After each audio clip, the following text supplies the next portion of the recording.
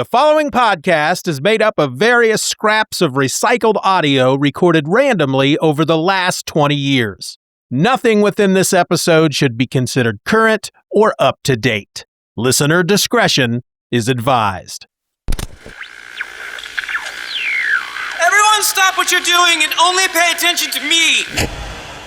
Steeven Orr Else Media.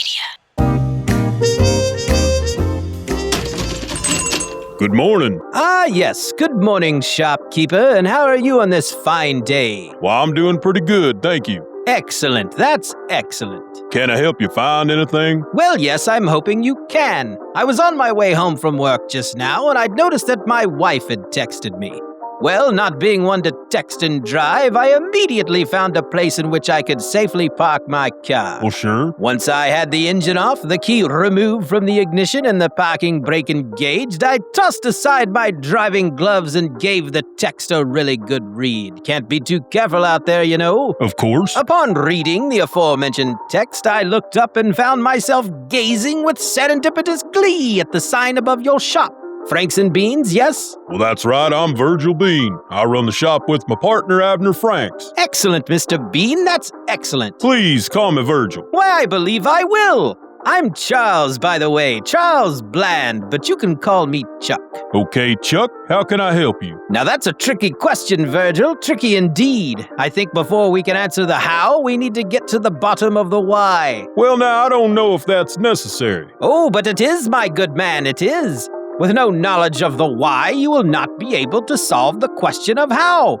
We must dig down deep and pierce the veil of perplexity. Perplexity? Perplexity, Virgil, bewilderment, mystification. Why, we're talking pure discombobulation, man. What's going on here, Virgil? This guy bothering you? Oh, he's starting to. Mr. Bland, this is... Chuck, please. Chuck, this is my partner, Abner Franks. Abner, Charles Bland. Ah, yes, you are the Franks to Virgil's Beans. Virgil, I think this guy might be on the dope.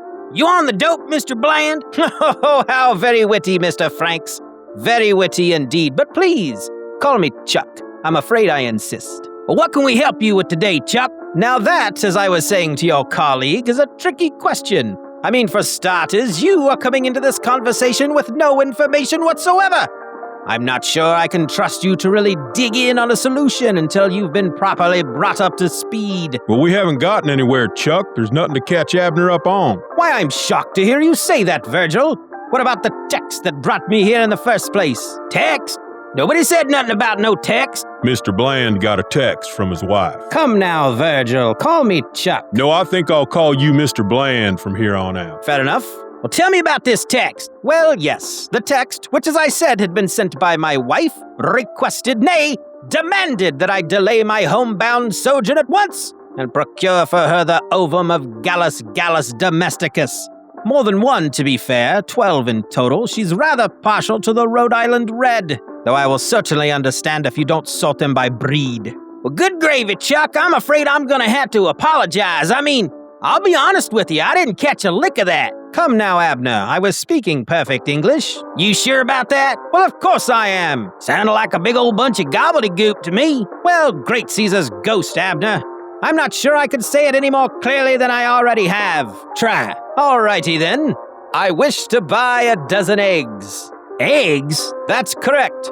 Bring me a dozen of your best eggs, shopkeeper. Well, but this is a comic book store.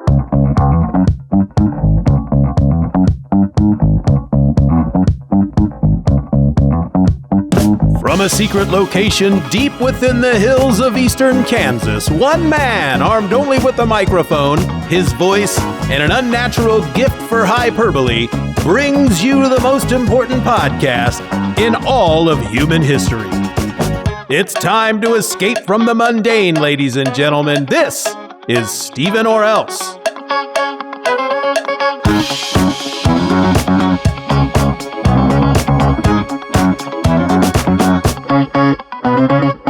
I have a lot on my mind, a lot of stuff that I want to talk about. Unfortunately, as far as the general public is concerned, pretty much everything that I need to get off my chest is fairly inconsequential, and nobody really cares. However, you folks, this audience, this format, this stage, this what's the word I'm looking for? This platform. That's it. Platform shoes, 7-inch heels. Let's rock on with our bad selves and all that stuff. You guys might actually be somewhat interested. You're the perfect audience for what I have to say, folks. And whether that makes you feel good or makes you feel a bit sad, it doesn't really matter, because if you are listening now, then you're still listening. You're hanging in there. You're a part of this now. You can't escape. You can't escape at all the clutches of the clutcher. Whatever. Yeah. Okay. So I guess I should probably just start talking about stuff that I have on my chest to talk about that I feel is important, but nobody else does. So, but first, music.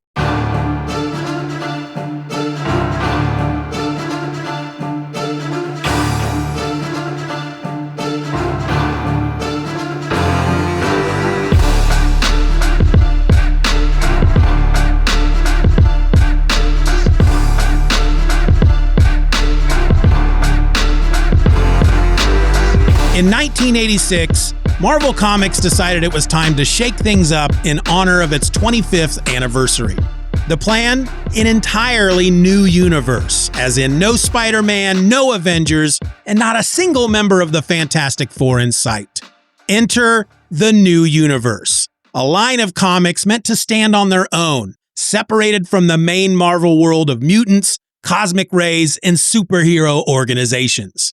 Instead of the same old, Marvel's editor-in-chief, Jim Shooter, came up with the idea for a universe much closer to our own, where the super-powered weird stuff hadn't started popping up until recently. And by recently, I mean 1986, which, sure, is nearly 40 years ago, but the use of the word recently was meant in relation to the events that happened over there at Marvel Comics in 1986, and not in relation to our present. Confused? You really shouldn't be. Anyway, the fictional world of the new universe began in July of 1986 with the White Event, a strange, astronomical phenomenon that bathed the Earth in a blinding flash of white light. Before this event, the new universe was just as mundane as our own, but afterward, a small number of people found themselves blessed or cursed with superpowers. These people were called paranormals, and they were nothing like the costume heroes of the Marvel 616 main universe. In fact, in this new world, there were no capes, no spandex, and absolutely no magic. Marvel plugged the new universe as the world outside your window. It was meant to be more grounded, more realistic, and in a way, more believable. Now, I was 14 years old at the time, and I thought it was possibly the coolest thing to ever happen in comics. I mean, this was my chance to get in at the ground level with a brand new universe, and it was from Marvel Comics. But, well, let's just say reality hit a bit harder than I had expected. You see, creating a new universe isn't exactly easy, especially when your original budget of $120,000 is slashed to practically nothing. Top-tier creators were replaced with newcomers or folks who hadn't quite broken through, and the entire thing ended up being rushed to print under enormous deadlines. As a result, the new universe didn't quite have the staying power or the polish that Marvel had promised, and it certainly didn't go as smoothly as anyone had hoped. Marvel introduced 8 titles under the new universe banner, and each had its own unique spin on what a superhero story could be in this realistic setting. Tell you what, let me give you a quick rundown of what we're dealing with here. First, there was Starbrand. This was created by Jim Shooter himself. This was essentially the flagship title. It was about a guy named Ken Connell who received an otherworldly power called the Starbrand from a mysterious visitor. Now, Ken's big dilemma was figuring out the best, most responsible way to use this newfound power, which, let's be honest, is a pretty hefty responsibility for a guy who just got superpowers out of nowhere. Next was DP7, created by Mark Grunwald. It was about a group of paranormals on the run from a sinister medical facility set up to deal with the paranormal population explosion that was caused by the White Event. The book was a mix of horror and suspense, as these paranormals were more like outcasts and survivors than they were heroes. Then we got Justice, which was courtesy of Archie Goodwin. This was a bit more on the fantastic side for, a supposedly realistic world, because Justice was an alien knight who had been exiled to Earth, which, I don't know, even for the new universe, it felt a little out of place. But hey, he delivered justice to evildoers, which is pretty straightforward and pretty satisfying. Then there was Kickers Incorporated, which, believe it or not, followed a group of ex-pro football players turned heroes for hire. They were led by the quarterback, Jack, a super strong, super fast, and super invulnerable powerhouse who got his powers in the wide event, but tragically lost his brother in the process. So, yeah, imagine the A-team meets the NFL, and you've got a pretty good idea of the Kickers vibe. Next up comes Mark Hazard, Merc. This was also an unusual title for the new universe. It focused on a Vietnam vet turned soldier of fortune whose mercenary lifestyle had cost him everything but his skill with a gun. Mark was a gritty, violent character. I mean, a tough guy in the purest sense. After that, we get Night Mask, another title with Archie Goodwin's fingerprints all over it. And this starred Keith Remsen, a counselor who could enter people's dreams. His sister Teddy assisted him, and together they used Keith's ability to help people overcome trauma. It was part superhero story, part psychological thriller.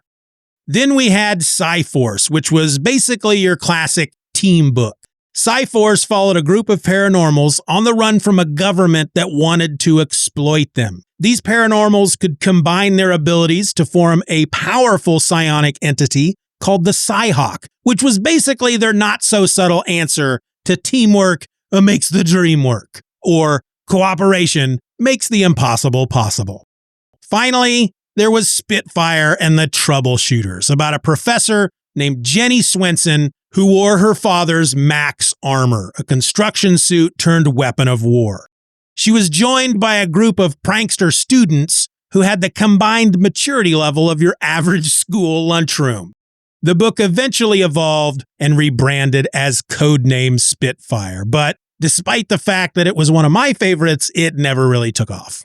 At the time, the new universe was heavily marketed, with Marvel hyping it up as the next evolution of superhero storytelling.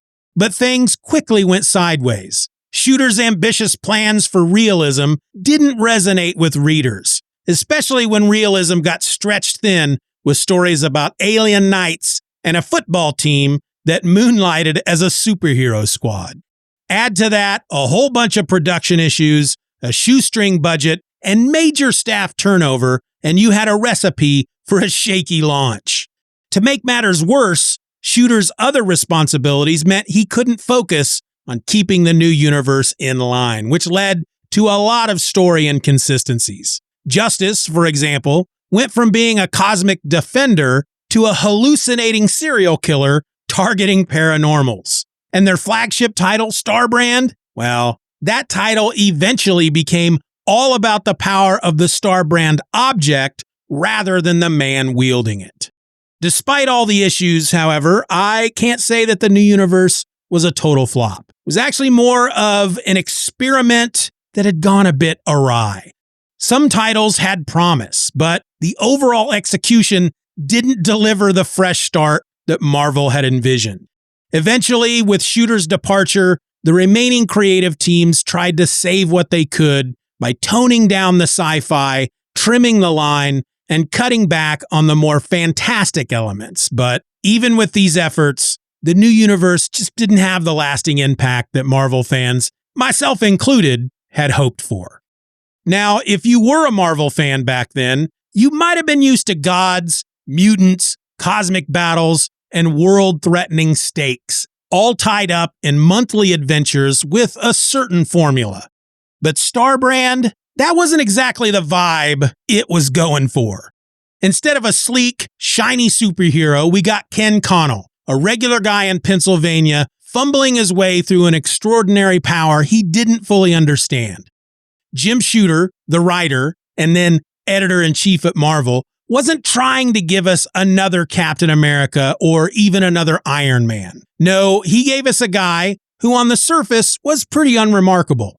Ken had his flaws, his insecurities, and his doubts, which ultimately made him feel more relatable, even if he wasn't particularly likable at the time. I recently revisited Starbrand #1, and what struck me, apart, of course, from the 80s nostalgia, was just how different it felt from other superhero origins of that era.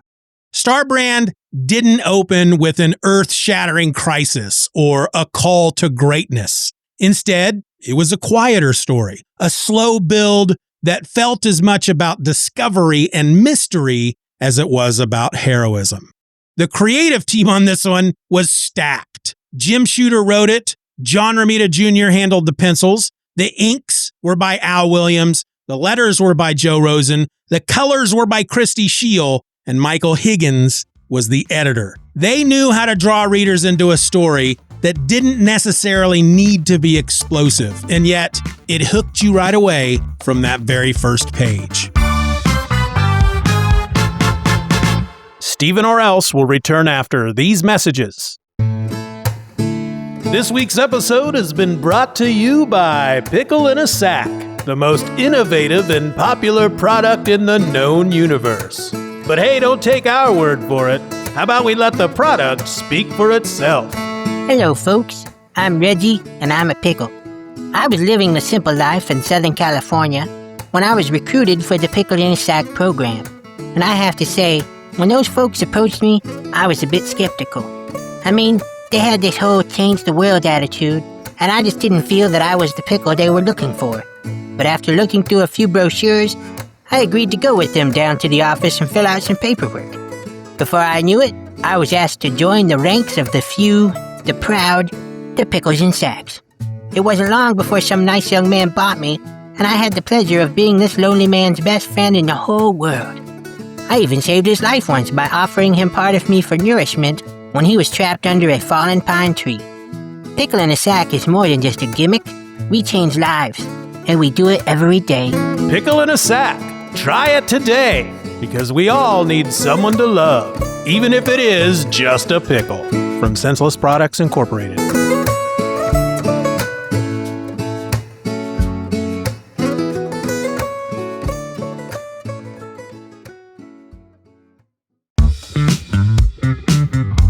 And now, back to Steeven Orr Else.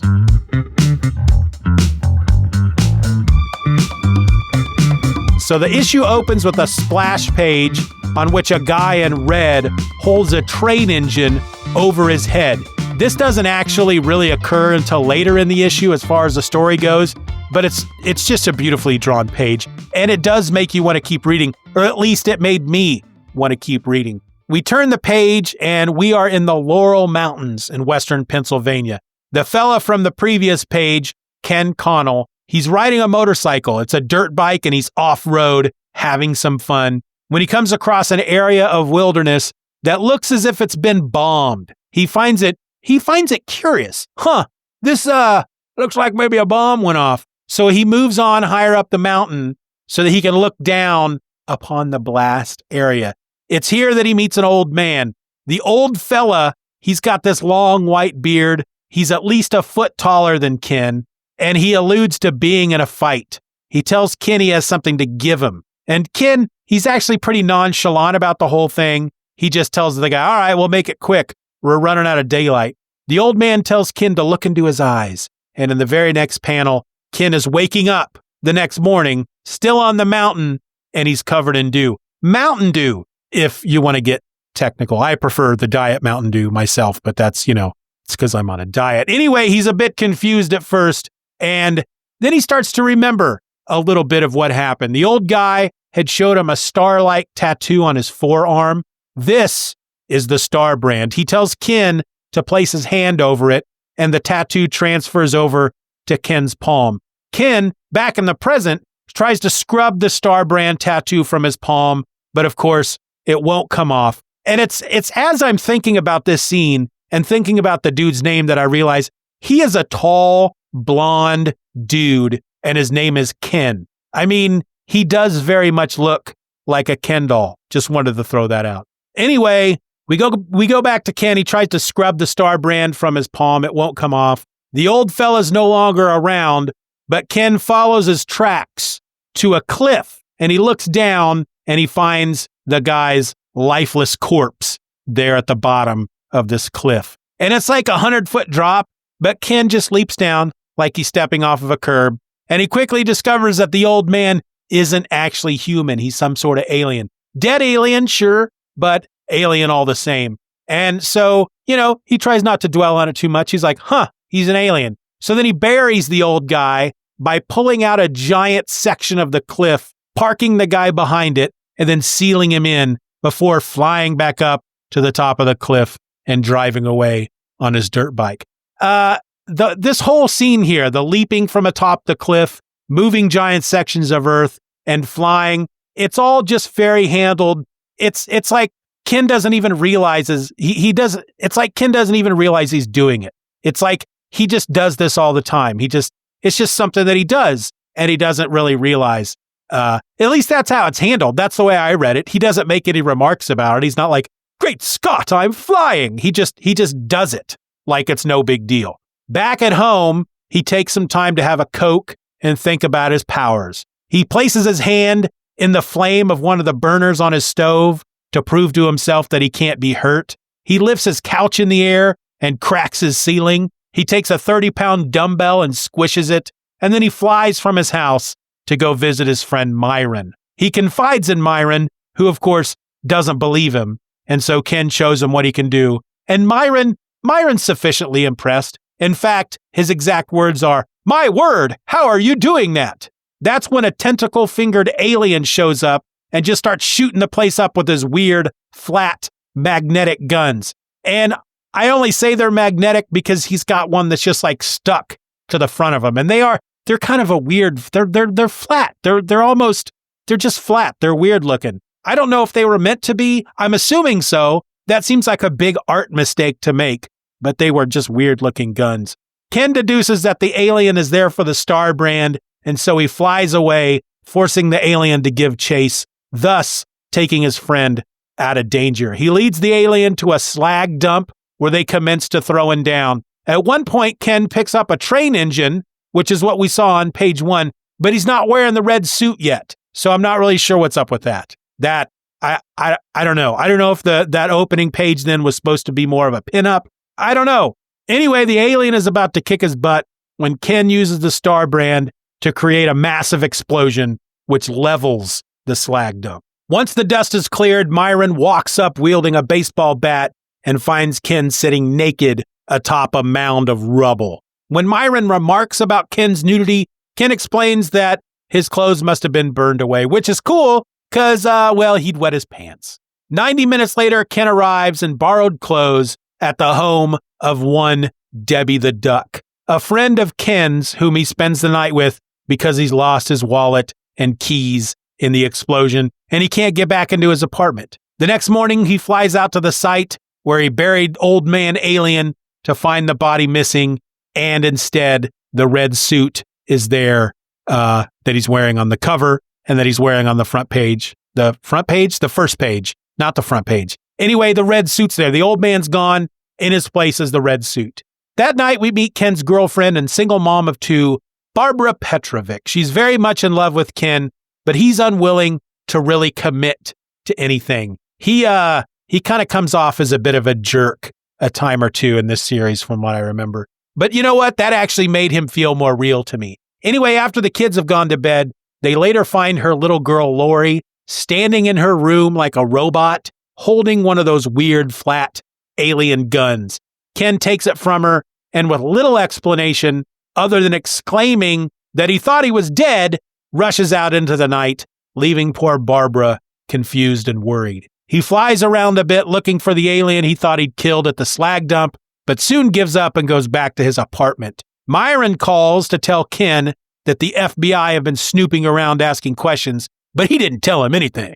Debbie Duck swings by to let Ken know that his boss told her that if Ken doesn't show up at work tomorrow, he's going to be fired. So the next morning he goes to work. That's where we find out he's a mechanic. After work, he puts on the new red suit, which resembles the riding leathers he was wearing when he met Old Man Alien. And then he sets out to find the other alien. He finds it in the mountains, standing about as the spaceship rises out of the ground. They fight, but this time Ken has the upper hand because, as he said, he's angry. He tosses the alien onto his ship, shouting, "Get off my planet!" And the alien ship zooms away, leaving Ken to declare that he has the Star Brand now, and he's going to keep it if he has to kick every butt in the universe. And yeah, that's how the issue ends. Now, Star Brand to me was the flagship title of the new universe. I don't know if it was meant to be. I feel like because the new universe was a Jim Shooter thing and Jim Shooter wrote it, that Star Brand was meant to be the flagship title. It was definitely my favorite. And at the time, back in 1986, I had no real idea who John Romita Jr. was. I mean, I didn't really pay all that much attention to the credits in a book back then. I just knew that the book looked pretty rad. But then at some point in the 90s, I really started to pay attention to who the creators were. And, I had my favorites and I'd follow them from book to book. And I recall at some point back then reading some random book by John Romita Jr. And something in my memory as I was reading that book just triggered something that got me thinking about Star Brand. So I dug through my boxes, pulled out the collection, and bam, there was John Romita Jr. art. I was like, whoa, John Romita Jr. on Star Brand? Now, I know that this would have been sometime around 91 because I remember I had been reading Ghost Rider at the time. This is the Danny Ketch Ghost Rider. And in fact, the issue that got me reading Ghost Rider was number 15, which had that glow-in-the-dark cover, the Ghost Rider skull with the flames, if anybody remembers. The art on the book at that point was done exclusively by Mark Texeira, and as far as I was concerned, no one could do Ghost Rider better. I mean, Mark Texeira, I felt, had been born to draw that book. And as far as I knew, because I really didn't know much back then, and I still don't, Ghost Rider was his first book. Now, what does this have to do with the new universe? I'm getting to that. Well, after making the John Romita Jr. Star Brand discovery, I decided to look through the other new universe books to see who the creators were and was just freaking blown away to realize that the art on Cyforce was done by Mark Texeira. I thought that was pretty cool. I don't remember any of the creators on any others. I know John Byrne was involved in the Star Brand later. But those two were not, I guess, big names, John Romita Jr. and Mark Texeira. They weren't big names at the time, and then they became big names. So, I thought that was pretty cool. Now, I still have strong feelings for the new universe. Star Brand, Cyforce, DP7, Spitfire, those were my books. I read all of them, but like I said earlier, those were the 4 that I kept up on until the end. The new universe, in my opinion, was a bold idea for Marvel, and one that could have been a much bigger hit had the execution gone a little bit better. One thing I can tell you for sure, I'm going to be diving back into the new universe over the next few months and swimming in all that nostalgia. And I know that Marvel has gone back to that stuff now and again over the years, but none of it has ever felt like it did back in 86, which only proves the point that you can never go home again.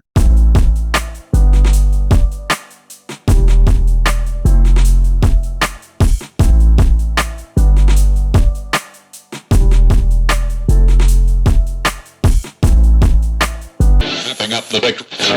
That's enough. So what you're telling me is that this is a comic book store? Yes. And not a grocery store? No. Well, with a name like Franks and Beans, you can certainly understand my confusion. Well, not really, but let's pretend like I do. Didn't all the comic books lining the walls and total lack of food clue you in at all? Oh, well, I guess... Plus, there's an egg store right down the street. An egg store? Ellen's Eggs, 2 doors down. They got that giant egg up on the roof. How could you have missed that? Well, if you must know, I'm blind. Blind? Well, no, not really. I only said that to mask my embarrassment. Look, it's okay. Well, yeah, man. Mistakes happen. No, it's not okay. I can't believe I thought that this was a grocery store. Of course, now that you say it, there are comics all over the place, but I just thought it was some sort of artsy bodega or something.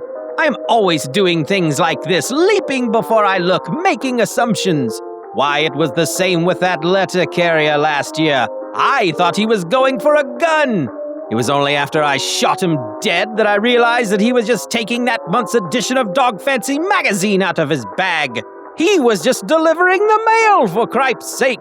Why, if I hadn't been able to drag his lifeless body into my garage and stuff it into that chest freezer before anyone could see, I would have been caught for sure. Lady Luck was with me that day, I can tell you. And so, under the cover of night, as the neighbors slept, I buried his stinking corpse right there in the dirt floor of my unfinished basement. It had all gone perfectly to plan. The next morning, I had the concrete poured for the new basement right over the top of his unmarked grave. It was all rather exciting. Why, I'd never felt so alive in my entire life. In fact, I'm sorry, what are you doing? Who, me? Yes, Abner, where are you going with that phone? What phone? The phone you have there in your hand. Oh, this phone. Well, Well, he's calling the movie line. The movie line? Well, yeah, you know, that 1-800 number you call to find out what time movies start. Right, Abner? Well, yeah, that's right. I'm calling the movie line. I think you're calling the police. No, I ain't. I'm calling the movie line. And why would you be calling the movie line? Well, Virgil? He's calling the movie line because he's calling the movie line because we planned on going out to see a movie tonight after we closed the store, and Abner just needed to see what time the movie started. Oh, yeah, that's right. And what movie are the two of you going out to see tonight after you close the store? Movie? You mean the title of the movie? Well, of course that's what I mean. I want to know what the two of you are going to see. Oh, okay.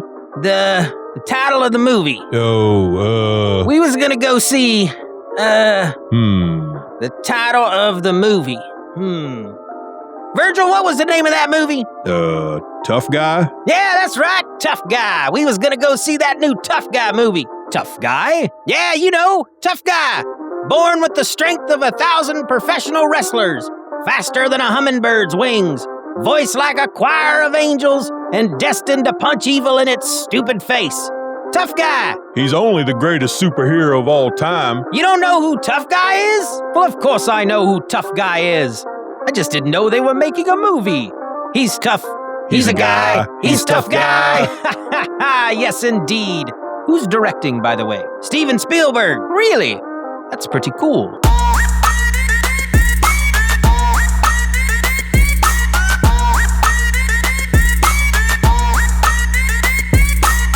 Ball bearings only make sense when you take the moon into consideration. I mean, the moon is only just a giant ball bearing, am I right? But here's the thing. Despite what all the science books teach you, the moon isn't made out of cheese, green or otherwise. No, the moon is made up of the salt collected from the tears the Martian people cried when they discovered that Pluto wasn't really a planet. Yes, I know that this information just came out over the last decade or so, and that the moon has been around for at least the last 100 years or so, but you aren't taking into account how light travels in space.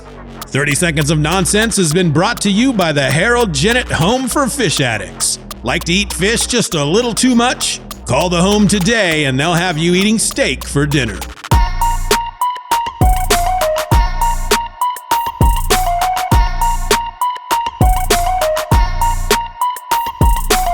In March of 1984, when big hair, neon colors, and wild cinematic experiences were all the rage, ice pirates burst onto screens with the charm that was as offbeat as it was audacious.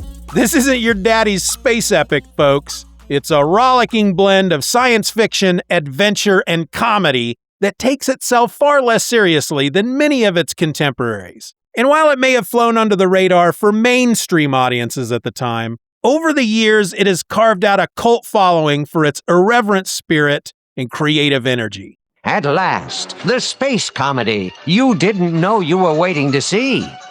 The Ice Pirates. In the far distant future, in a galaxy where those in the know don't go, real estate is cheap, and they've got great sushi. But there's no water. You got any water? It is a time when desperate men will swing from the chandeliers just to get a drink. Just take a look at that. Good men like Jason, space pirate and explorer of the cosmos, his chief engineer and fellow rogue Roscoe.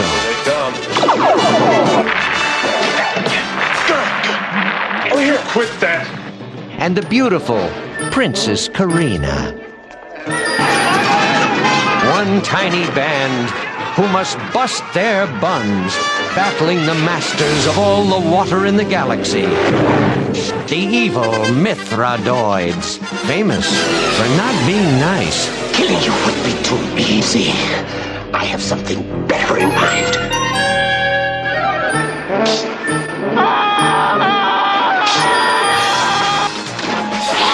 The Ice Pirates. See startling special effects. See depravity in zero gravity. See glamour girls from another galaxy. See kung fu robots. And delight in the mysteries of the seventh world. The one place in the universe to get a decent glass of water. Don't do that. You insist. How's it going? It's going great. How's it going with you? The Ice Pirates.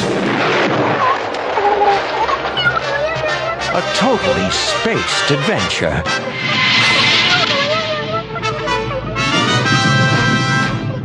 Ice Pirates is set in a far-flung future where water has become the most valuable commodity in the universe. Imagine a cosmos where the basic resource we often take for granted on Earth is now so scarce and coveted that it's essentially currency. In this quirky vision, ice isn't just frozen water, it's a symbol of life, power, and survival. The film follows a ragtag crew of space pirates who roam the galaxy, not in pursuit of treasure chests overflowing with gold, but in search of ice, the ultimate prize in a dystopian universe parched for water. One of the film's most striking aspects is its willingness to play with genre conventions. With very little effort, it blends the elements of a traditional space opera, complete with starships, intergalactic battles, and exotic alien landscapes, with a comedic tone that borders on the absurd. There's a palpable sense of fun in every frame, a willingness to embrace the ridiculousness even as it tells a story of adventure and rebellion. The narrative is populated by colorful characters whose antics and banter add a layer of levity to the otherwise dire situation of resource scarcity. Even as the heroes embark on perilous quests and face off against tyrannical foes, there's always an undercurrent of humor that never lets the tension become overwhelming. At its heart, Ice Pirates is a film about survival in an unforgiving universe, but it's also a satire of the extremes of capitalism and scarcity. The idea that water, something so essential to life, can be commodified to the point where it drives entire civilizations to war is both hilarious and disturbingly thought-provoking. The film uses this premise to critique a world where even the most basic human needs are subject to the whims of market forces and political power plays. It's a universe where the value of life is measured in gallons of ice, and where the heroes are not so much noble warriors as they are clever opportunists, daring to challenge the established order through sheer audacity and wit. Steeven Orr Else will return after these messages. Hey there, comic fans and children of the 80s. My name is Steeven, and I would like to invite you to join me on another G.I. Joe podcast. If you grew up yelling, "Yo, Joe!" or flipping through dog-eared issues of G.I. Joe, A Real American Hero, this is the show for you. Each episode, we're tackling one issue of the classic Marvel comic series, starting all the way back in 1982. We'll break down the stories, the artwork, the characters, the wild twists, the covert missions, everything that made this series one of the most surprisingly rich comic runs of the decade. We'll follow the rise of Snake Eyes, the schemes of Cobra Commander, the battles, the vehicles, the ninjas, the chaos, and the totally over-the-top, totally awesome storytelling that defined 80s action. Whether you're reliving your childhood or discovering these comics for the first time, I'm here to guide you through it all with excitement, insight, and plenty of nostalgia. So grab your gear and join the team, because the mission begins now. Yo, Joe!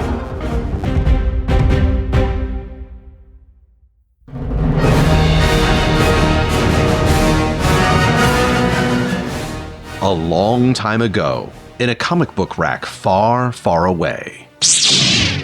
During the years between The Empire Strikes Back and Return of the Jedi, Marvel Comics kept the Star Wars magic alive, delivering bold new stories, expanding the mythology, and taking our favorite heroes and villains on unforgettable adventures.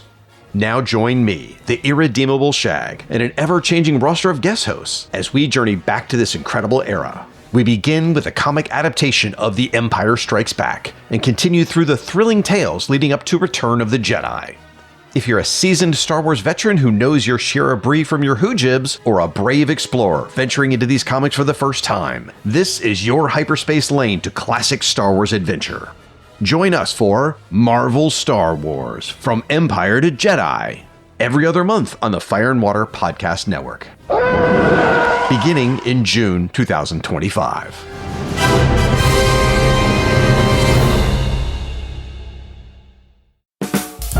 Come take a listen to Campus Comics Cast. Releasing twice a month, Mike, Scott, and Shad get together to talk about anything and everything in the comic book industry. They'll browse the latest previews in Lunar Next Phase catalogs to highlight the upcoming comics that excite them the most, and they'll even review a few comics. On top of that, you'll get show segments like The First Five, where they discuss the first 5 appearances of a character or event. And then, of course, is the CLZ Shake, in which one or more of the hosts will shake the CLZ app on their phone and then talk about whichever random comic from their collection pops up. Campus Comics Cast. Find it now on Apple Podcasts, Amazon Music, Spotify, or wherever you get your podcasts.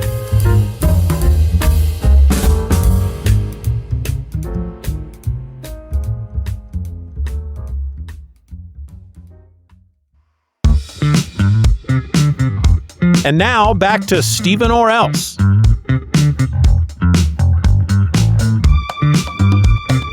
The performances in Ice Pirates truly bring this vision to life. Robert Urich, as the dashing and determined Jason, anchors the film with a magnetic mix of action heroics and a lighthearted charm. Mary Crosby's Princess Karina exudes both grace and a rebellious spirit, while Michael D. Roberts, portraying the ever-resourceful Roscoe, delivers comic timing that perfectly balances the film's more outrageous moments. Angelica Houston shines as Maida, infusing her character with a sophisticated yet enigmatic allure, and Ron Perlman's Zeno commands attention with his imposing presence. Supporting these leads, Bruce Vilanch's Wendon, John Carradine's gravely authoritative Supreme Commander, and John Matuzak's unforgettable Killjoy adds layers of humor and menace that round out the film's eclectic ensemble. Together, these actors seem to revel in the absurdity of the movie's premise, delivering their lines with a wink and a nod that invites the audience to join in on the joke.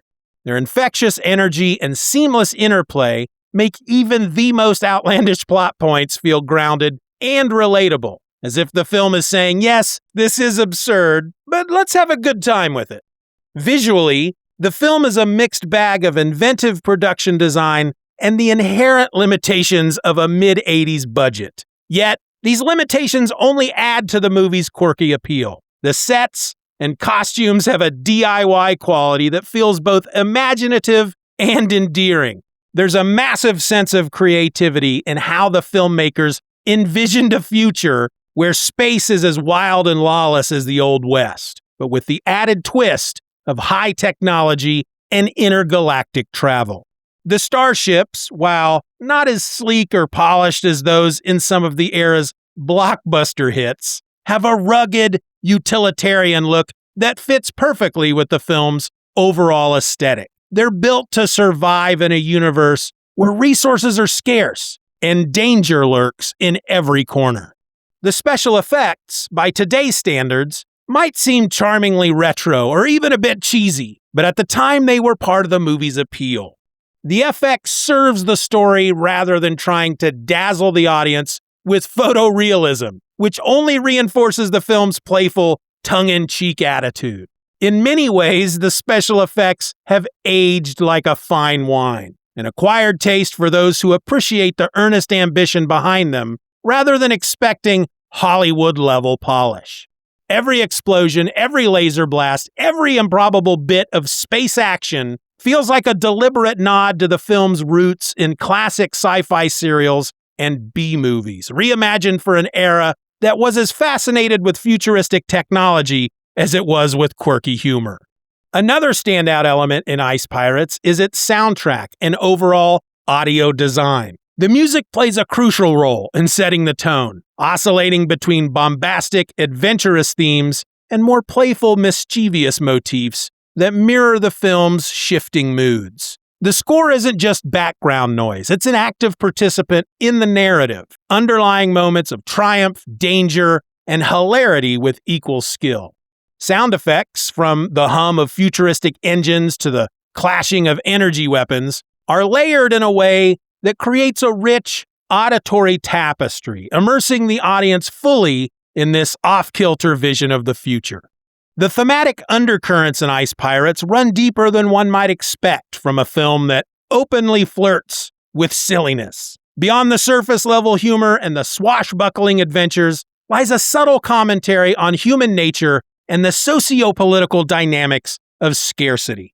In a universe where ice is more valuable than gold, the characters are forced to confront not only external threats, but also their own motivations and moral codes. There's a sense of irony in how the film juxtaposes the primal need for survival with the high-minded ideals of honor and loyalty.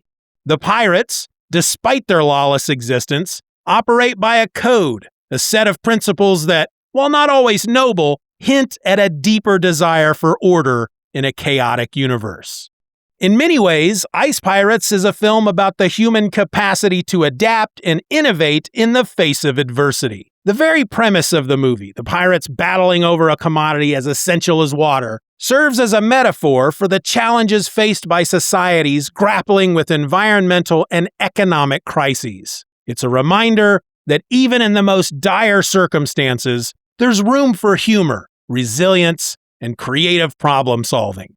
The film encourages us to look at the ridiculous nature of our own world through a slightly skewed intergalactic lens, suggesting that sometimes the best way to survive is to embrace the chaos with a smile and a daring spirit.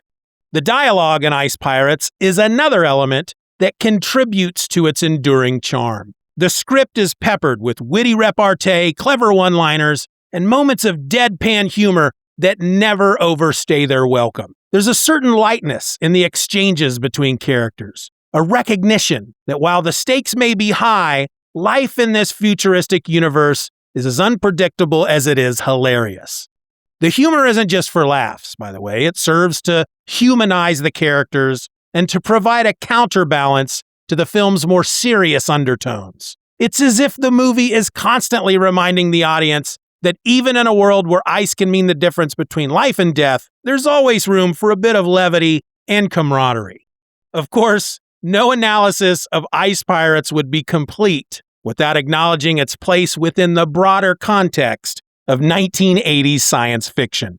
The film emerged at a time when the genre was experiencing a renaissance, fueled by a combination of groundbreaking special effects, ambitious storytelling, and a willingness to experiment with genre conventions. In this environment, Ice Pirates stood out not by competing with the high-budget epics of the era, but by offering a refreshingly irreverent alternative.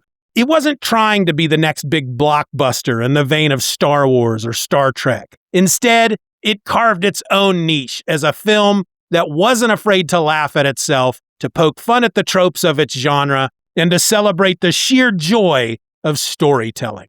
The legacy of Ice Pirates is an interesting one. While it may not have achieved the same level of commercial success as some of its contemporaries, its impact has been felt in more subtle ways. For many fans, the film represents a moment of cinematic boldness, a willingness to take risks, and to embrace the absurd. It's a reminder that not every movie has to be polished and serious to be memorable.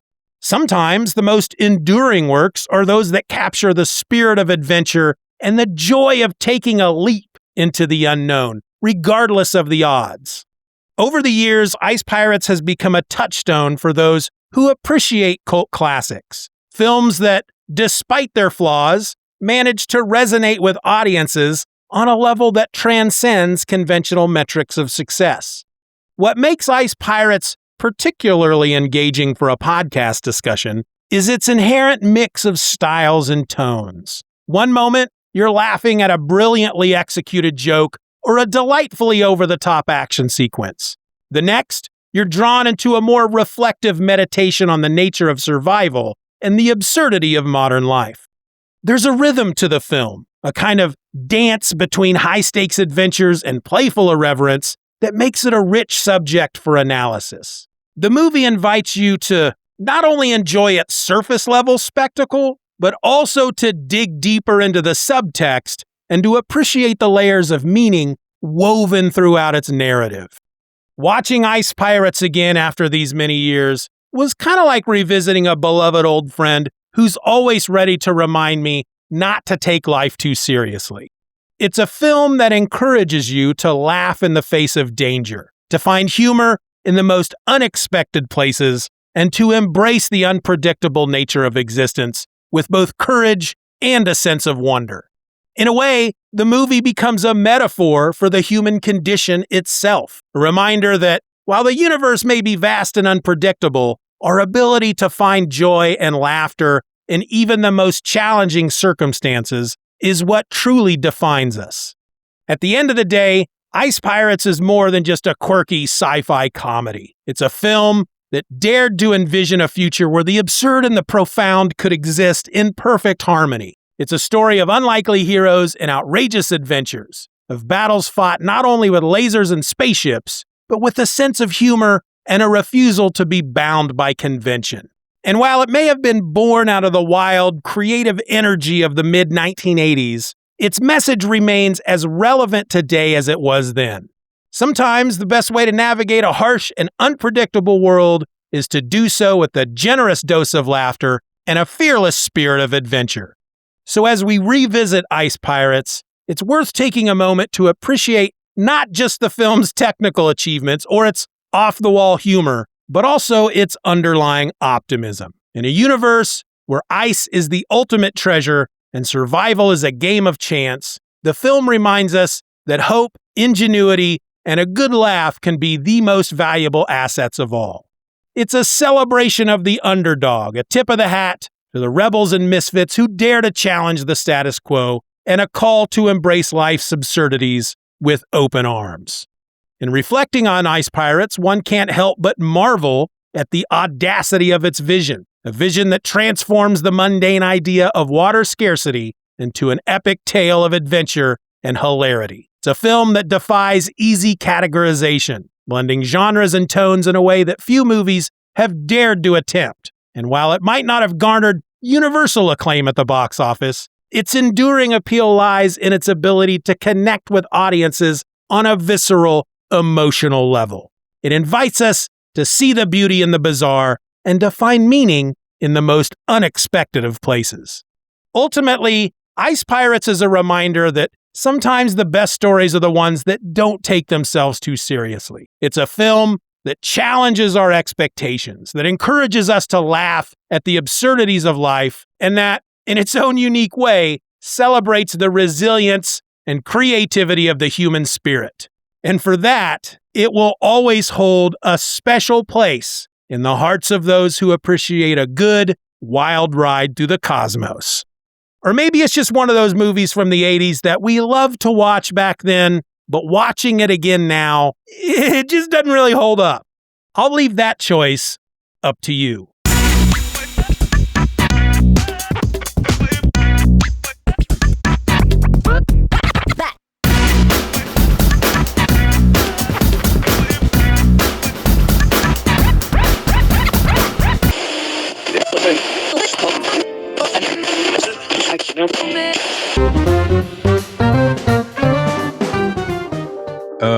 Chuck, was there anything else?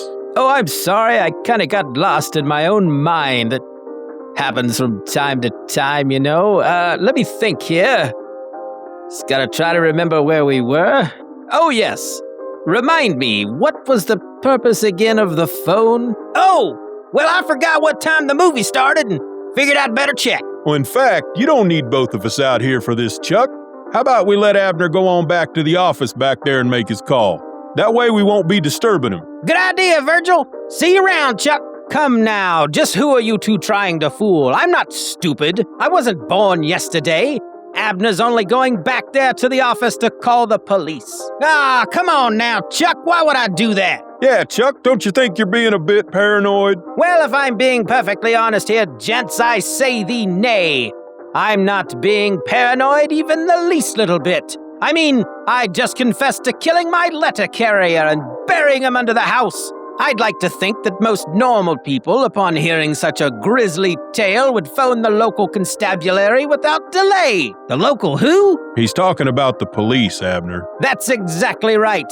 Now, I have a gun here, and I demand that the two of you call the police. Wait, you want us to call the police? I do, Abner. In fact, I rather liked your little scheme of going back into your office and doing just that. You want me to go back into the office and call the police on you? Yes, Abner, I do. And take Virgil with you. And what are you gonna do? Don't be stupid, Virgil. You know what I'm going to do. I do? Of course you do, silly man. I'm going to go next door and buy my wife a dozen eggs. Were you not listening to my story? In fact, oh my, is that the time? I should probably dash. It's not a good idea to keep the wife waiting. All right, so let me get this straight. You're gonna go next door and buy a dozen eggs while we stay here and call the police on you? That's the plan, gents. Toodaloo. Well, all right then. Have a nice day. Come again. Well, what'd you go and say that for? Well, dang, Virgil, if we ain't got manners, then what do we have?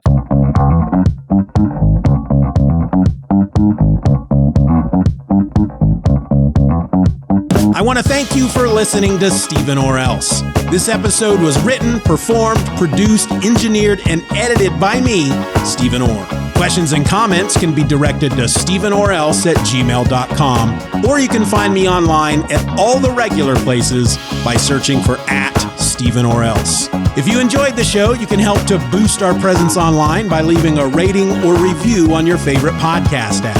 I also invite you to join our subscription program, Steeven Orr Else Beyond. And in return, you'll get episodes of Steeven Orr Else along with every other show under the Steeven Orr Else media umbrella, early and ad-free. Check out the link in the show notes or just go to SteevenOrElse.com to join today. The Steeven Orr Else podcast is a presentation of Steeven Orr Else Media. For more nerdy content created by me, check out SoManyPodcasts.com. All links will be in the show notes.